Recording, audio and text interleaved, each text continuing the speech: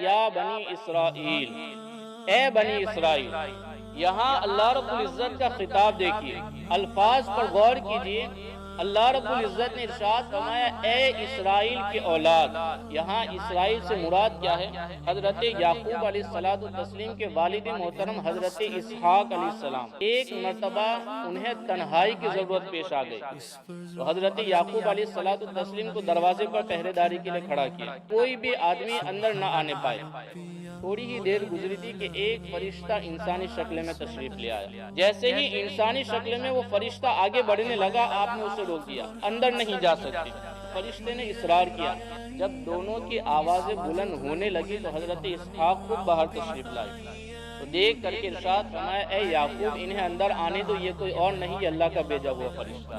فرشتے نے کہا تم نے بہت ہی بہترین فرما بردار شہزادہ رکھا ہوا۔ اس کے بعد فرشتے نے اسرائیل کا لقب حضرت یعقوب کو عطا فرمایا۔ اسرائیل کا معنی ہوتا ہے اللہ کا فرما بردار بندہ۔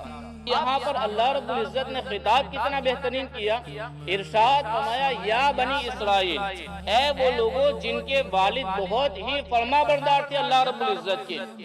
اس سے پتا چلا کہ ہمیں بھی اگر کسی کو سمجھانا ہے تو سب سے پہلے انداز بہترین ہونا چاہیے۔ ہمارے یہاں الٹا معاملہ ہوتا ہے۔ ہمارے یہاں ہوتا کیا ہے، او بے وقوف، او گنہگار کے بیٹے، تمہارا باپ بھی ایسا تھا، تمہارا پورا خاندان ایسا ہے۔ سامنے والا بندہ جسے آپ سمجھانے کے لیے پہنچے ہیں وہ سمجھے گا نہیں بلکہ ضدی بن جائے گا اور آپ کی بات سمجھنے کے لیے تیار ہی نہیں ہوگا۔ رب کا یہ انداز بتا رہا ہے، رب رب ہو کر کے احکم الحاکمین ہے۔ وہ اگر زجر و توبیخ بھی کرنا چاہے، کسی کو ڈانٹنا بھی چاہے تو کوئی اس کے سامنے آپ نہیں لا سکتا۔ پھر بھی رب تبارک و تعالیٰ نے انداز بہترین اختیار کیا، کیوں؟ اس وجہ سے کہ میرے بندے اس انداز کے ذریعے اپنا انداز درست کر لیں۔